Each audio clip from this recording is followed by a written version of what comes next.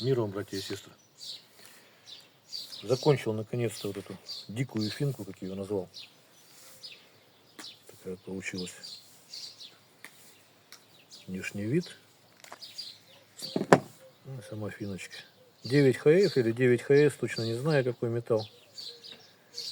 Сведена в ноль, и угол заточки очень острый, наверное, меньше 20 градусов. Даже, наверное, меньше 15. Поэтому, конечно, кости лучше не рубить, но тем не менее рук лося строгает. Так, далее.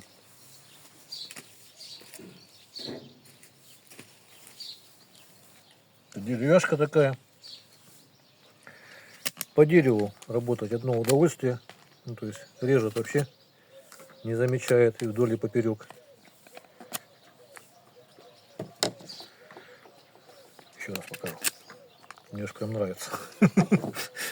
Ну такая резучая прям. Это вот шкура лося. Видно, да, как бреет?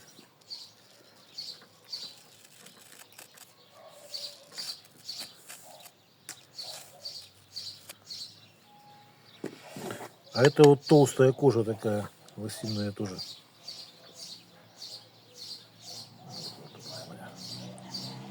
Может еще на какие-то ножники пойдет. Ну, вот видно, что она режет прям легко и непринужденно. Вот. Править легко. Ну, немножко посложнее, чем якутский нож, но все же, короче, тут как бы вот ровный брусочек. Это вот 2500 последняя. И по плоскости просто вот на ощупь плоскость прям чувствуется. Одну сторону, потом другую сторону также. Ножны тут вкладываешь из можжевельника, клинок всегда стерильный, всегда приятно пахнет.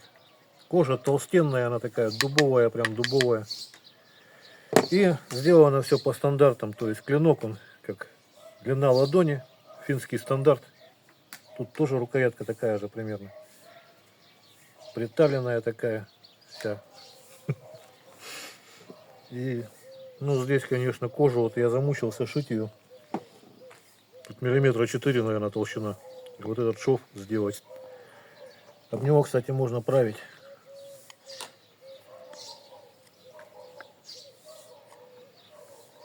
Таким вот образом примерно. И, в общем, магазинские вот эти крючки, шила не выдерживают. Пришлось мне сделать сейчас самому. Сейчас вот сделал. Ну, буду делать такие ножны. Мне понравились что-то такие ножи, ножны. И пришлось сделать шило. Вот это вот из напильника треугольного, как таким вот раньше ножовки точили. Из него вот отковал, закалил, отпустил. Это вот с крючком, а это просто шило квадратное, 4-гранное.